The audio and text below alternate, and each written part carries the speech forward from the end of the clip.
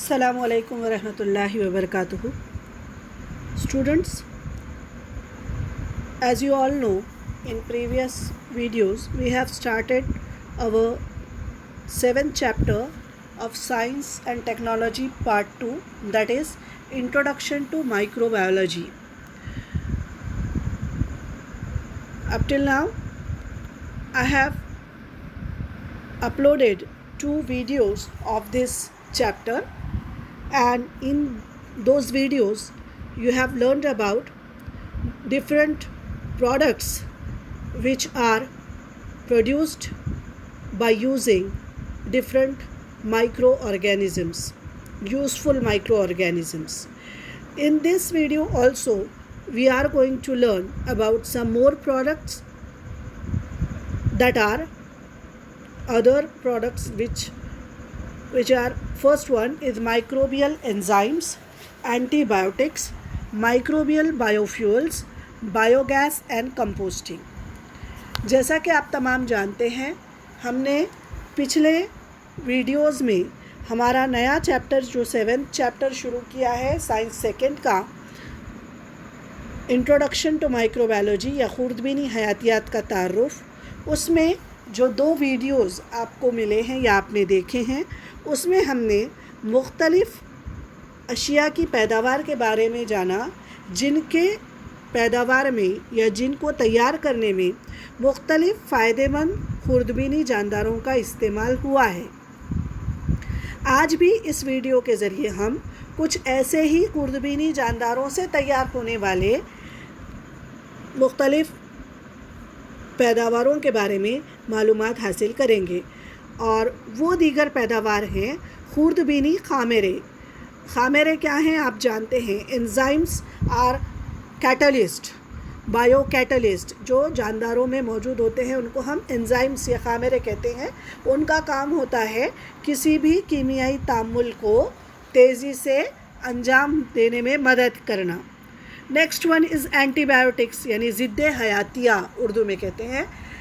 About antibiotics you have learn in 9th standard in detail. आपने 9वीं जमात में detail में जो है ज़िद्दे हयातिया के बारे में मालूमात हासिल की है। माइक्रोबियल बायोफ्यूल्स, खुर्दबीनी हयाती ईंधन, और बायोगैस और कंपोस्टिंग, इसके बारे में भी आपने 9th स्टैंडर्ड में पढ़ा हुआ है। तो ये सब, इसमें कौन से माइक्रोब्स इस्तेमाल होते हैं, उनका क्या रोल है, वो सब बातें हम इंशाल्लाह इस वीडियो में समझने की कोशिश करेंगे। आइए शुरू करते हैं पहले पॉइंट से। माइक्रोबियल एंजाइम्स यानी खुर्दबीनी जानदारों से तैयार होने वाले एंजाइम्स या खामेरे। Nowadays, instead of chemical catalyst, microbial enzymes are used in chemical industry। यानी कीमियाई सनत में आजकल अमल अंगेज़ की बजाय, यानी जो केमिकल कैटलिस्ट जो होते हैं, कीमियाई खामेर जो है जिसको हम कैटलिस्ट या तमासी आमिल कहते हैं उर्दू में, उनके इस्तेमाल करने की बजाय खुर्दबीनी जानदारों से हासिल किए जाने वाले खामेरों का इस्तेमाल होता है, क्योंकि ये जानदारों से हासिल हुआ इसलिए इसको बायो एंजाइम्स कहते हैं।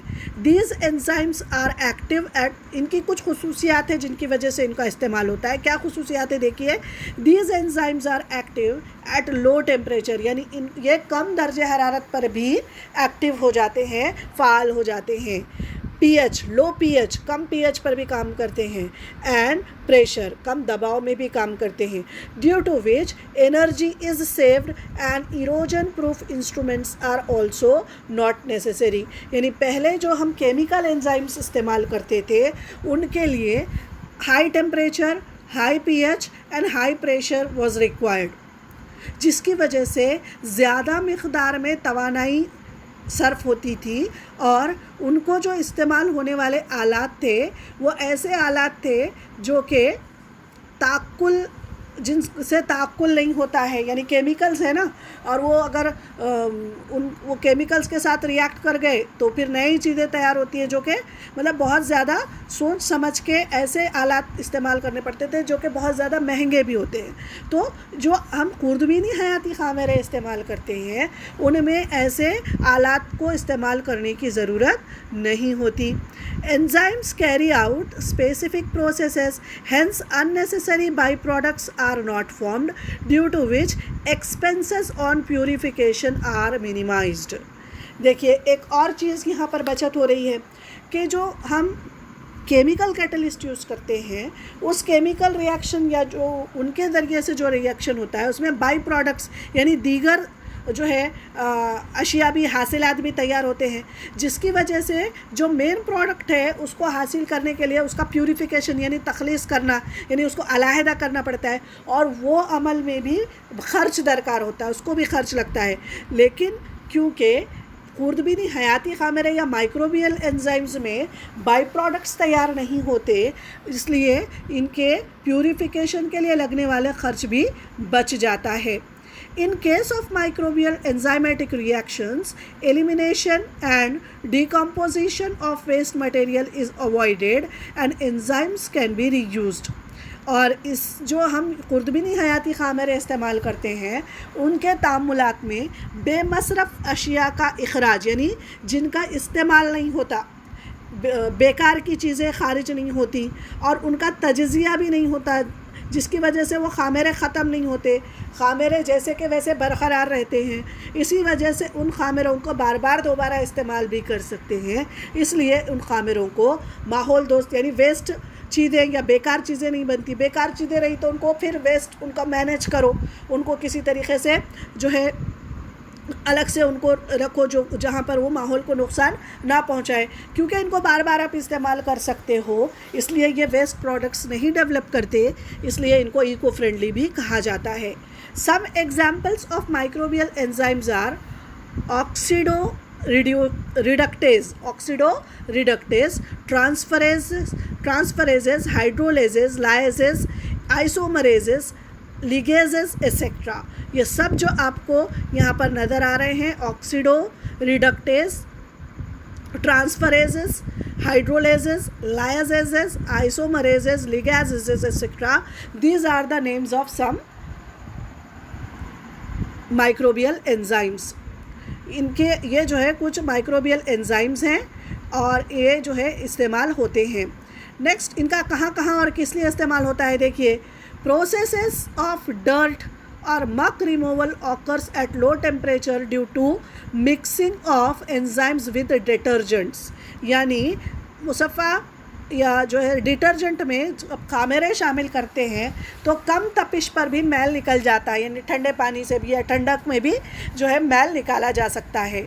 मकई के निशास्ते यानी स्टार्च पर, मकई कहते हैं भुट्टे को, है ना, ये कॉर्न, इसके उसमें जो कार्बोहाइड्रेट या स्टार्च होता है उस पर बैसिलस और स्ट्रेप्टोमाइसिस के ज़रिए हासिल शुदा ख़ामिरे के तामुल से ग्लूकोज फ्रुक्टोज सिरप तैयार करते हैं। चीज़, नबातात का अर्क निकालना, कपड़ा सनत, चमड़े की और कागज़ जैसी कई सनतों में इन खुर्दबीनी हयाती ख़ामिरों का इस्तेमाल किया जाता है। यानी ये जो मैन्युफैक्चर या ये जो तैयार करदा बायो एंजाइम्स या जो है माइक्रोबियल एंजाइम्स हैं, इनका इस्तेमाल कहाँ कहाँ होता है और कैसे होता है।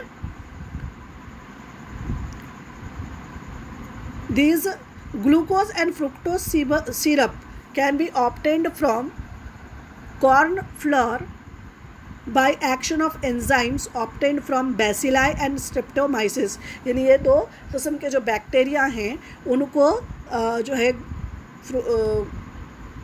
उसमें मिला के, यानी कॉर्न फ्लोर यानी जो भुट्टे का जो आटा हम कहेंगे उसमें मिलाकर उसको उससे उसके फर्मेंटेशन से ये एंजाइम्स ऑब्टेन किए जाते हैं। Microbial enzymes are used in various industries like cheese, यानी चीज़ बनाने में, प्लांट एक्सट्रैक्ट्स यानी नबातात से उनका अर्क निकालने मुख्तलिफ़ चीज़ें, टेक्सटाइल यानी कपड़ों की सनत में, लेदर यानी चमड़े की सनत में, एंड पेपर यानी कागज़ की सनत में इसका इस्तेमाल होता है माइक्रोबियल एंजाइम्स का। अब यहाँ पर कौन कौन से प्रोडक्ट्स और कौन कौन सी चीज़ों से कौन से प्रोडक्ट्स का इस्तेमाल एज अ जो है बायो एंजाइम करते हैं और उसका क्या इस्तेमाल होता है वो यहाँ पर आपको इस चार्ट में दिया गया है। Organic acids used in various commercial products and microbes useful for the same. उसका सोर्स पहला बताया जा रहा है, sugar and beet molasses ammonia salt.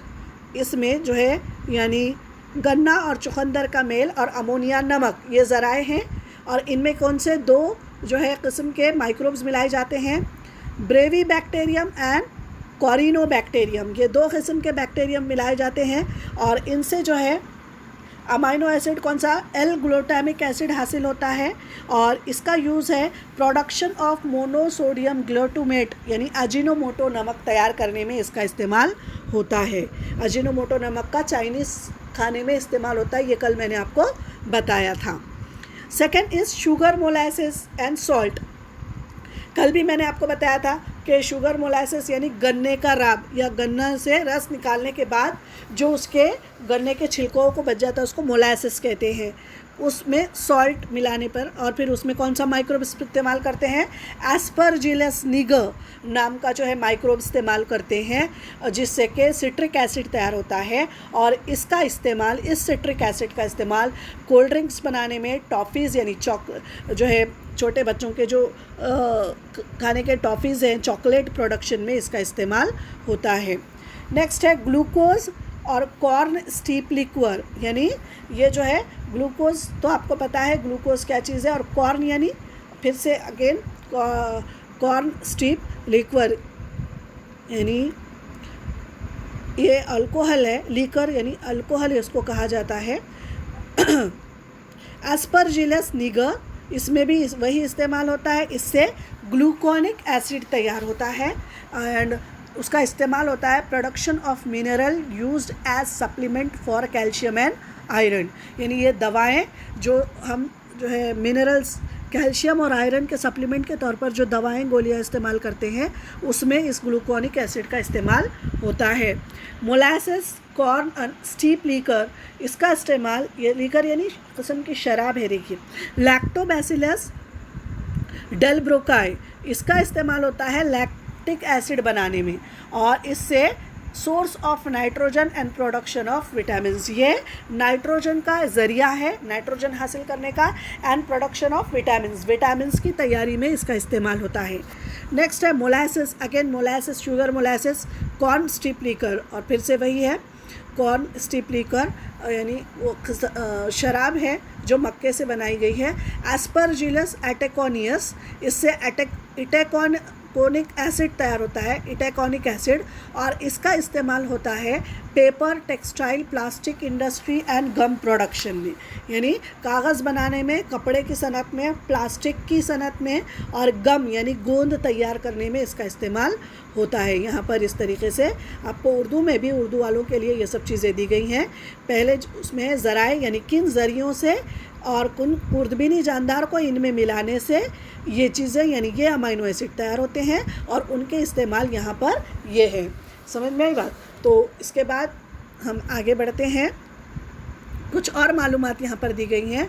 What is the xanthan gum that imparts thickness to your favourite ice creams, puddings, chocolates, milk shakes, chocolate drinks, instant soups etcetera, यानी जो हम घर में बनाते हैं जो पाउडर्ड फॉर्म में आता है उसको आप गर्म पानी में मिलाने से ये चीज़ें तैयार, दूध में मिलाने से जैसे पुडिंग तैयार होती है, आइसक्रीम्स तैयार होती है, बहुत सारे जो है पाउडर्स मिलते हैं, उसमें कुछ स्टिकी जो है सब्सटेंस या गम जैसा चीज़ होता है या उसको जो है जिसकी वजह से थिकनेस या गाढ़ापन मिलता है, वो चीज़ कहाँ से आती है या कहाँ से तैयार होती है।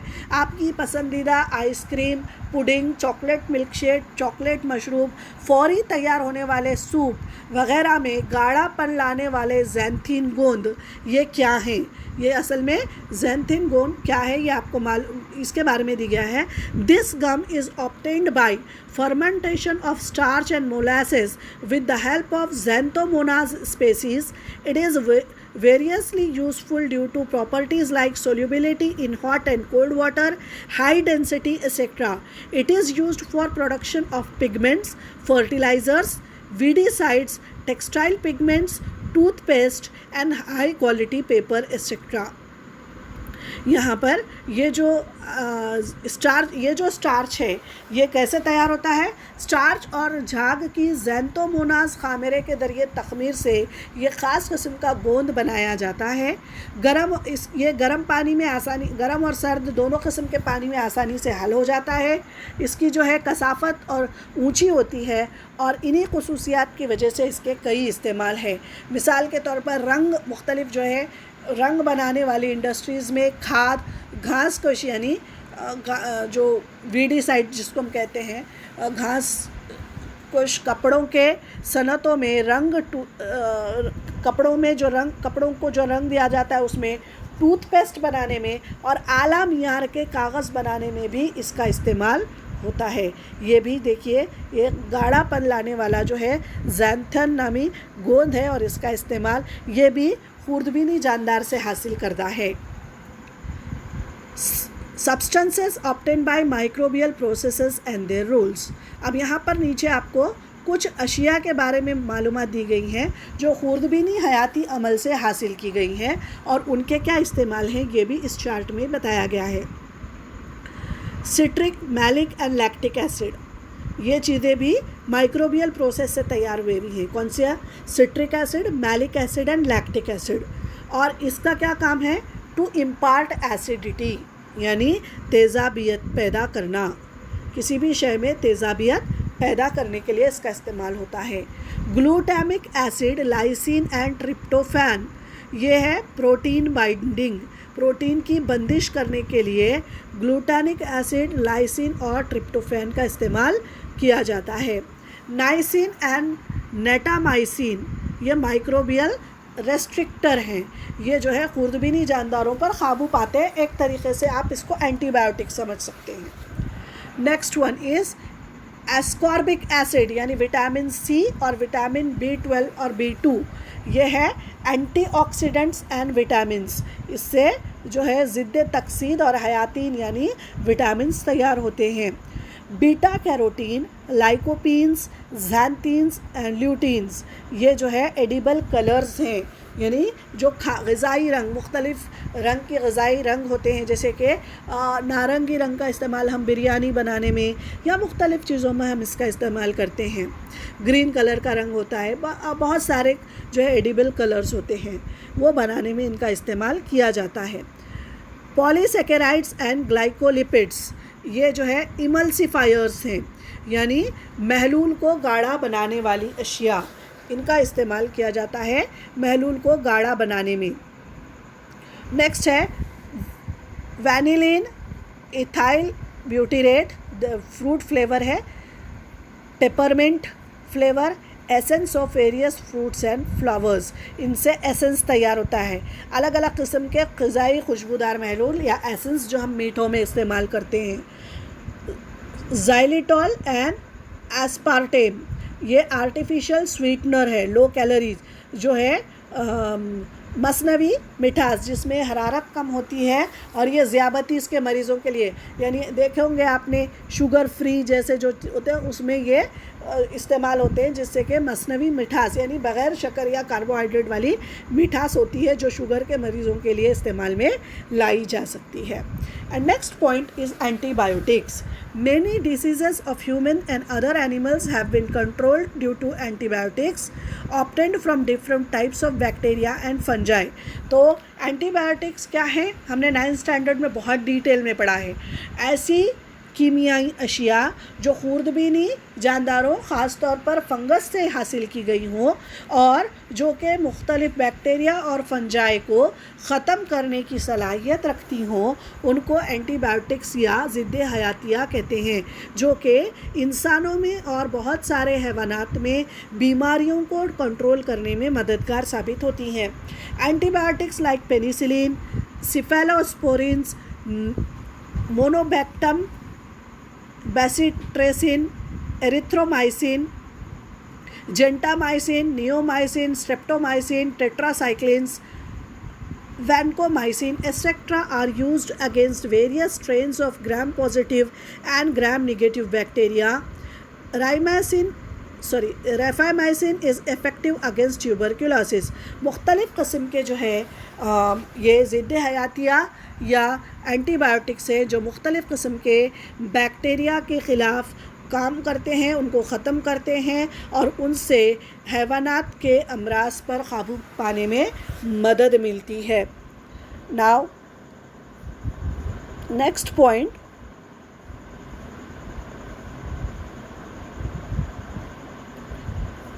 After antibiotics next point is microbes and fuels, यानी माइक्रो ऑर्गेनिज़म्स का इस्तेमाल फ्यूल्स में कैसे होता है. देखिए, gaseous fuel methane can be obtained by microbial and aerobic decomposition of urban agricultural and industrial waste, यानी जो देहातों में हासिल होने वाले शहरी या ज़रई कचरा जो है उसको अगर उस कचरे का हम खुर्दबीनी जानदारों के ज़रिए गैर ऑक्सीजनी तज्ज़िया करें तो उससे मीथेन गैस हासिल होती है.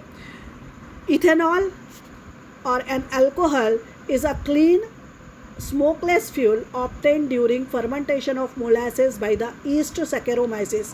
Saccharomyces के Saccharomyces yeast नामी फफूंद के ज़रिए से हम अल्कोहल और इथेनॉल का जब मुख्तलिफ़ किस्म के मोलासेस का जब हम फर्मेंटेशन करते हैं, यानी शुगर केन के जो बचे हुए जो मोलासेस हैं उनका, तो उससे क्या तैयार होता है, इथेनॉल और अल्कोहल तैयार होता है जो कि स्मोकलेस यानी बग़ैर धुआं पैदा करने वाला ईंधन है जो कि फ्यूचर में इस्तेमाल कर सकते हैं. Hydrogen gas is considered to be the fuel of the future, और हाइड्रोजन गैस भी जो है ऐसा माना जाता है कि वो मुस्तक़बिल का उसको ईंधन तसव्वुर कर लिया गया है. Hydrogen gas is release during bio photolysis of water in which bacteria perform the photo reduction, यानी पानी का हयाती ज़ियाई तहलील, यानी जो सूरज की ज़ियाई यानी रोशनी के ज़रिए से, जो खुर्दबीनी जानदारों के ज़रिए से पानी का बायो फोटोलिसिस होता है जिससे जरासीम क्या करते हैं, ज़ियाई तहलील यानी फ़ोटो रिडक्शन करते हैं और इस अमल में हाइड्रोजन गैस खारिज होती है. तो इस तरीके से बड़े पैमाने पर खुर्दबीनी जानदारों से के ज़रिए से फोटोलिसिस ऑफ वाटर करके हम क्या तैयार कर सकते हैं, हाइड्रोजन गैस तैयार कर सकते हैं. Similar to fuels, various industrial chemicals are also produced through microbial processes. For examples, various alcohols, acetones, organic acids, fatty acids, polysaccharides that are useful as raw material in chemical industries. Some of these are useful as raw materials for plastic and food products. इसी तरीके से fuels के साथ साथ दूसरे कीमियाई अशिया भी microbial actions से तैयार किए जा सकते हैं जो कि बड़े पैमाने पर इंडस्ट्रीज़ में इस्तेमाल हो सकते हैं, सनतों में इस्तेमाल हो सकते हैं. कीमियाई सनतों में खाम माल के तौर पर इनका इस्तेमाल किया जा सकता है. फॉर एग्ज़ाम्पल पॉलीसैकेराइड्स वगैरह जो है प्लास्टिक और ग़िज़ाई अशिया की पैदावार के ख़ाम माल के तौर पर इस्तेमाल हो सकते हैं. और इनको कैसे तैयार किया जाता है, देखिए बायोफ्यूल प्रोडक्शन के यहाँ पर स्टेप्स दिए गए हैं. सबसे पहले यहाँ पर आपको जंगलात दिखाई दे रहे हैं. इन जंगलात को बायोमास कहा गया है. नीचे उर्दू वाले फिगर में ख़ास तौर पर आपको हयाती कमियत यानी ये नबातात हैं, ठीक है, उनको उनकी कटाई करते हैं. उनकी कटाई कर कर उनको जो है क्या किया जाता है, इंडस्ट्रीज़ तक पहुँचाया जाता है जहाँ पर उनको थ्रशिंग यानी उनको अलहदा किया जाता है या उनको काटा जाता है छोटे छोटे पीसेस में और उनसे सेल्यूलोज यानी जो है ख़ास किस्म की कार्बोहाइड्रेट हासिल होती है जो कि केमिकल रिएक्शंस के थ्रू उससे शक्कर तैयार होती है. शक्कर या कार्बोहाइड्रेट यहाँ पर हम देख रहे हैं तैयार होती है शुगर, जो कि बायोफ्यूल के तौर पर यानी उसका जब उस शक्कर को उसमें जब लिक्विड फ्यूल के तौर पर उसको इस्तेमाल करते हैं, अगर उसमें हम फर्मेंटेशन करते हैं, मुख्तलिफ़ माइक्रोब्स उसमें डालते हैं जिससे कि बायोफ्यूल तैयार होगा. इस बायोफ्यूल का इस्तेमाल हम जहाज़ों में या मुख्तलिफ़ सवारियों में बतौर ईंधन कर सकते हैं. इन ईंधनों के जलने से कार्बन डाइऑक्साइड गैस तैयार होती है. फिर से ये कार्बन डाइऑक्साइड गैस शमसी तवानाई के साथ मिलकर इन नबातात के लिए कारआमद साबित होती है ग़िज़ा तैयार करने में। इस तरीके से ये एक बायोसाइकिल हम इसको कह सकते हैं, यानी इन्हीं नबातात के ज़रिए से, इन्हीं को काटने से हम बायोफ्यूल्स तैयार करते हैं और ईंधन के जलने से जो कार्बन डाइऑक्साइड होता है, कार्बन डाइऑक्साइड गैस हासिल होती है, वही उनको ग़िज़ा तैयार करने में भी मदद मिलती है। तो इस तरीके से हयाती ईंधन की पैदावार की जा सकती है। बायोफ्यूल्स के बारे में मालूमात दी गई है। Biofuel is important among the renewable source of good energy. नए ज़माने की तवानाई के ज़राए में हयाती ईंधन एक अहम ज़रिया है। ये ईंधन ठोस हालत यानी पत्थर का कोयला, गोबर, फसलों के बाक़ियात वग़ैरह की शक्ल में हासिल होते हैं। इनको माए हालत में नबाती तेल और अल्कोहल की शक्ल में भी ये दस्तयाब हैं और गैसी हालत में गोबर गैस और कोल गैस की हालत में ये दस्तयाब हैं। ऐसे ईंधन these kind of fuels are easily available and in plenty of quantity, ये ज़्यादा मकदार में भी अवेलेबल हैं। These are reliable fuels of the future, और ये मुस्तक़बिल में हमें इन्हीं ईंधनों पर निसार रहना है, इन्हिसार इनका रखना है, क्योंकि जो रिवायती जो हैं ईंधन है उनके ख़त्म होने के चांसेस हैं, क्योंकि उनका इस्तेमाल हम बेतहाशा कर रहे हैं। तो हो सकता है कि जो रिवायती ईंधन है वो मुस्तक़बिल में ख़त्म हो जाएं, तो हमें मुस्तक़बिल में ईंधन के तौर पर इन हयाती ईंधन या बायोफ्यूल्स पर मुनहसिर रहना पड़ सकता है। तो आज हमने दीगर पैदावार के बारे में मालूमात हासिल की, मुख्तलिफ़ किस्म के हयाती ईंधन वग़ैरह के बारे में हमने इस वीडियो के ज़रिए मालूमात हासिल की। इंशाअल्लाह नेक्स्ट वीडियो में हम इस चैप्टर का आखिरी हिस्सा पढ़ेंगे। तब तक के लिए अस्सलामु अलैकुम, अल्लाह हाफ़िज़।